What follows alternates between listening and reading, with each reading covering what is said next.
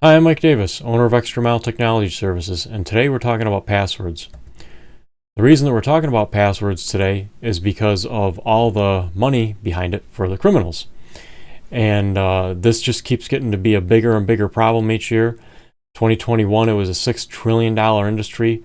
20 billion out of that was just from ransomware attacks.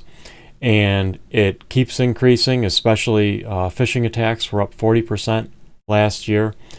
And the reason for that is the criminals are getting more and more organized, and with each successful attack, they improve. And now it's to the point where they're so well organized that if you don't have the skills to encrypt a computer network and all that, you can go to them and subscribe to their ransomware as a service, and they'll give you a small cut of whatever they get after they ransomware a network that you help them infect. Like, if there was an employer you didn't like or whatever, you'll turn the ransomware loose on the network and they'll give you a cut of the payment. Scary stuff. Now, what we're seeing last year is most of the attacks involve stolen credentials, and a good chunk of those stolen credentials were gained through phishing attacks. So with passwords, if you have a weak password, pretty much nothing else matters. Okay, it doesn't matter how good of a firewall or antivirus or any of that stuff you've got when it comes to security. If you have a weak password, nothing else matters. Now, a lot of people will say, "Oh, I've got a really strong password," and it's like, wait, password, not passwords? And it's like, yeah, it's really strong, so I use it for everything. Yeah, well, we call that keys to the kingdom, meaning that if your password gets cracked on one website or another, criminals can try using it on every other website out there. We call this password spraying or credential spraying, and they'll just try your email address and that password on every website out there and see what they get into. So how do they get your password? Okay, well, there's a few ways.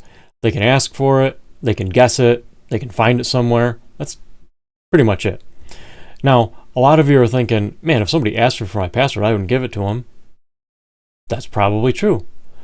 But what if it was some random website promising free iPads to the first 100 people that subscribed, and you're thinking, nothing to lose here signing up for this. I'll just sign up for it and see if I win or not.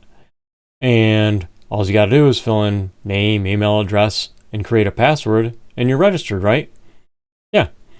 And if you use the same password on that garbage site as you use for anything else, well, now you just gave them your password to whatever other website you used it on. Now, how do they guess it? Well, it's not too difficult for them to guess it if you use the name of your pet and then you post it all over Facebook. I saw this happen to a woman in Waterloo. Password to her Yahoo account was Snowball, and there was pictures of Snowball all over Facebook, and yeah, it was not hard for anyone to guess her password in that case. Also, I should probably add that using a password like Snowball Amazon, okay, if someone cracks your Amazon password, it's a pretty safe bet that your eBay password is going to be Snowball eBay. So that's not exactly a secure way of creating unique passwords by just tacking the end of the website on the end of it. And how do they find it? Well, it used to be people surfing through an office might be able to find it on a post-it note under the keyboard where no one would look or something like that. But during the lockdown, we've seen something new that we didn't have to deal with before, and that's people putting passwords on their monitors at home. And then while they're chatting with people on a video call, oh, look at my cat. And they'll reach up and grab their webcam and scan their desk and show it off. And they're also showing off all of the passwords that are taped to their monitor. And if anyone's on that call or the call's recorded and they just pause the video and look, there they go. So how can you find out if your password is out there? Well, there's a pretty cool website called haveibeenpwned.com, and you can put your email address into that site, and it'll show you what breaches your password has turned up in, okay? Or other credentials too, not just passwords, but like address and phone number and that kind of stuff. And that's pretty good, but those are the ones that have been widely published and circulated. Also, if you're an Extra Mile Technology Services client, we have a service that in the background is scanning your domain name and looking for new occurrences of email addresses at your domain name popping up on credential lists that it hasn't seen before. And if we get any hits on that, we'll let you know. Not that you can really do anything about it except change passwords on sites where it's been compromised, or where, in a moment of weakness, you use the same password on another site as you did on the site that got hacked. Now, what can criminals do if they get your password? Well, this was something new that we saw a few years ago. This is called sextortion, and basically they'll send you an email that has the password that they cracked in it, and saying, "Hey, I know this is your password. I caught you looking at porn because I was able to hack your computer with your password. And if you don't pay me all this money, I'm going to release these compromising photos to everyone in your contacts list." Okay. It's not true, but there's people that have paid out for that. Now, whenever I talk about hackers getting into people's email, there's always somebody in the room that goes, "Oh, I don't care if anybody gets in my email. I've got nothing to hide." And it's like, okay, that might be true. And all right, maybe. But this is what they used to do if they got into your email and started controlling it. They used to email all your contacts and then make up some sad story about having your passport and plane ticket stolen while you were abroad, and they need you to Western Union them some money. And this has happened to people that I know, and then they've run into their friend a few days later, and it's like, "Hey, how you doing? Boy, that was crazy. And oh, by the way, about that $2,000, when are you going to pay me back?" And the person's like, "What are you talking about?" And, the email and when you were in England and your purse got stolen. And it's like, "Yeah, I haven't been able to get in my email for a week." Now, in that case, who owes who $2,000?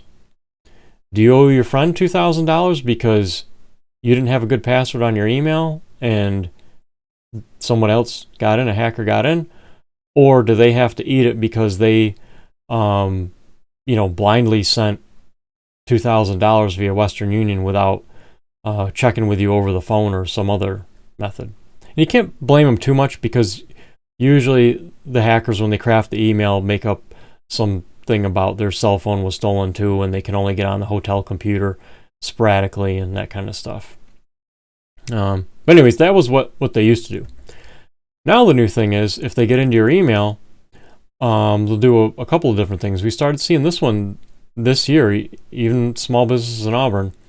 Email will get hacked, and they'll look through their email, company directory, figure out who's in HR or accounting, and email them and say, "Hey, can you send me the direct deposit change form?" And they reply back, and they do. And then they fill it out, and guess where your next paycheck goes? Not your bank account. Yeah. It can also be a house of cards when they get into your email, because pretty much most websites out there, the verification process, if you click the old forgot password link, it kicks out a password reset to your email. So if they get into your email account, they can then do, like in this example, set up a rule in your webmail that blocks any emails coming from Amazon. And of course, they'll do this after they reset your Amazon password. And once they've signed up for an Amazon Visa Gold card, then they can send themselves all kinds of nice stuff. And they're not going to pay for it. Now, Amazon has closed that loop where they could take over your account and then add Amazon credit card. But still, the point here is you really don't want people in your email. So, what's the biggest password mistake? Well, you've heard me refer to it a few times already. Using the same password for everything. That's the number one big mistake that people make. Okay? And there's a few others too.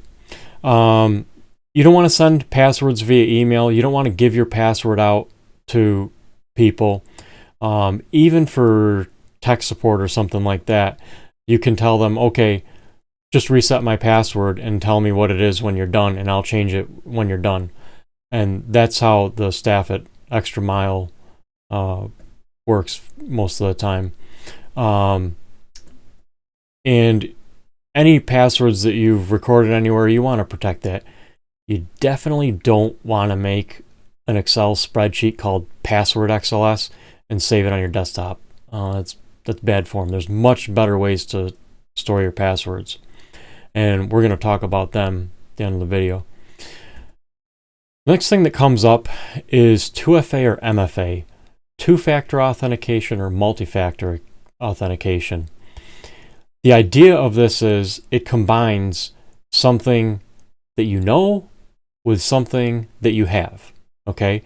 In most cases, the something that you know is going to be your password, and the something that you have is going to be your cell phone, where you're running a application that generates codes that keep changing as time goes on, okay?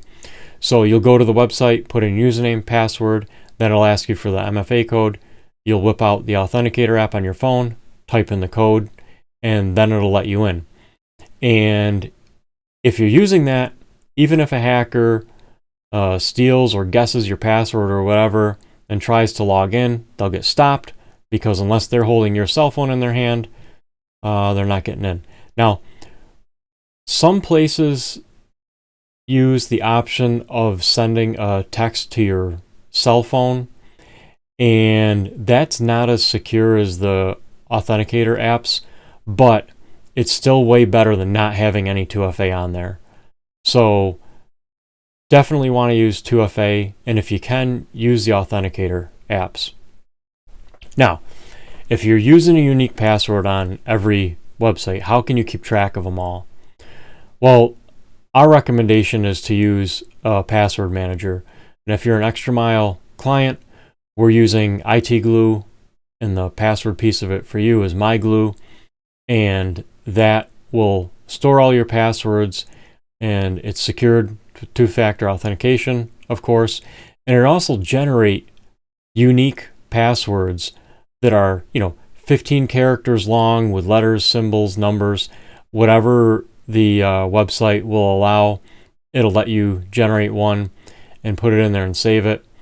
And they'll also do things like look at your list and see if you've got some that are the same. So if you import passwords from somewhere else, it'll rip down the list and say, oh, you've got a duplicate password here. Do you want me to help you change it? And it has a little wizard that takes you out to the website and helps you change it. So we strongly recommend that.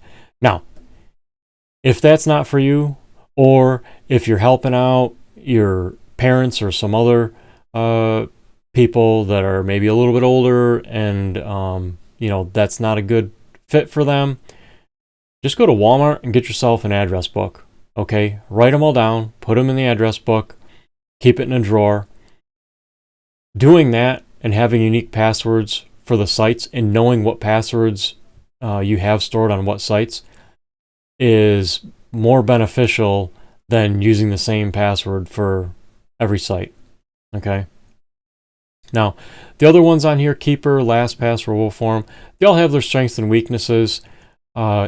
Ease of use probably goes to LastPass. So if you don't have any special considerations like sharing passwords with your coworkers, which would we'd give that one to RoboForm, then we'd recommend using LastPass. So, in summary, use unique passwords for every website. Be careful where you type them in.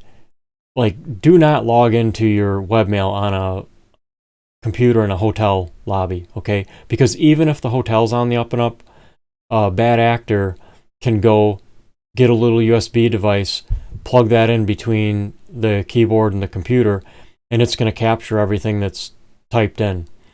And from there, they can come back whenever they want, grab that USB key. No one's ever going to know. And then they've got whatever password and other information you typed into the site. And again, that attack will be thwarted if you're using 2FA or MFA. So use that wherever possible. Thanks for watching and have a great day.